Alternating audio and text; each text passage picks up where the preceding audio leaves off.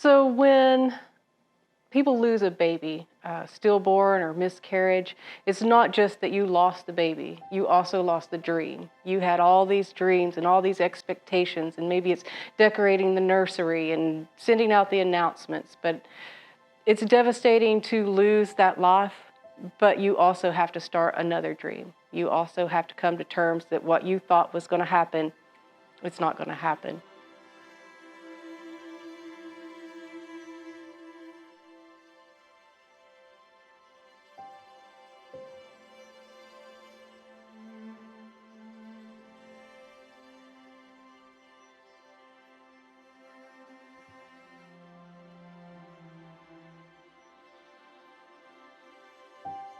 It was an early morning. It was in February time frame. I get a phone call from the nursery. They reach out to me and they say that they have a Spanish-speaking family, a Hispanic family that just lost their baby, a newborn. And I was like, okay, I'm on my way. I'll be there. I'll be over there and I'll talk to them. And I remember walking, I take the steps all the time there at the hospital. So I remember walking that way, thinking in my head, like, what can I even say to these people? They just lost their little girl. And, what am I going to do for them that I can even help them take away whatever pain they got? I have 3 little girls myself. I have 4 kids.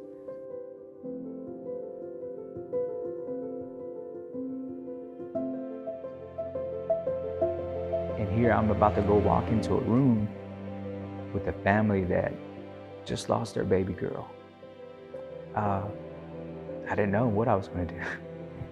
But I thought about, just everything I've experienced in my life. The service that I give.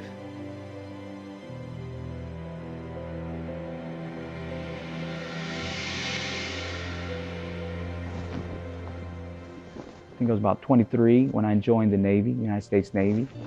I did 9.5 years in the Navy. That's what got me into Paris. I actually was on a submarine. I served on a submarine for 5.5 years. Got a recruiting opportunity to come in recruiting duty, and that's what got me closer back to Greenville, was being able to be a recruiter here in Paris, Texas. So I was born in Greenville, Texas in 1979. Parents came from Mexico. From there, my father, was a saddle maker, so he worked on saddles out of Greenville. My siblings and I, just ran around Greenville, Texas like, normal kids do. It's human nature to want to help and assist and be of service. So we met Carlos about 4 years ago. He was our first intern. He was our case management intern here at City Square. Carlos was just wonderful with our neighbors, with our clients, with everybody that came through our doors. So I got there, got to the nursery, talked to the nurses. They kind of expressed what was going on. They explained to me that the mom didn't want to see the baby. I kind of got a little background on what was going on. And then I walked into the room, to visit with them and kind of, let them know that I was here for them. I went in there to make sure and ensure that the hospital did everything they needed to do. And so I went in, talked to the family. I went and talked to the spouse. She was hurt. I explained to them what my role was as a social worker. And then I told them that, I'm here for them. I'm here to help them in any way navigate this process. Where do you start? Where do you begin from here? One of the things that they had a concern about was funeral. They're like, we don't have anything to be able to, they didn't expect this. Who does? And he's like, I don't even know where to start. I said, don't worry about it. I will help you with this process. We frequently partnered with Carlos when he would call our organization when he has needs for his patients. So I sent an email to the manager of a big trailer manufacturer here in town, explained the situation, and I asked them if they had a fund or there was any way that they could help. Immediately he emailed me back God Answer agreed to pay for the entire cost of the funeral. Did my best to work and help that family, navigate it a little bit easier than it would be letting them just doing it on their own or figuring it out on their own.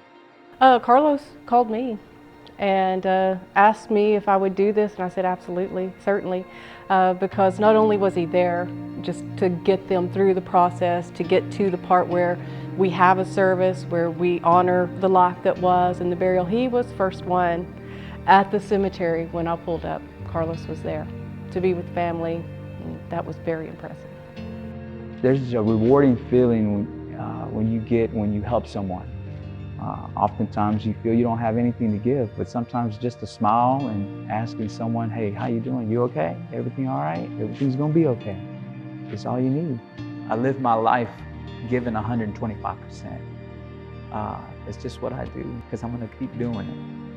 I've found reward and satisfaction in giving back to people.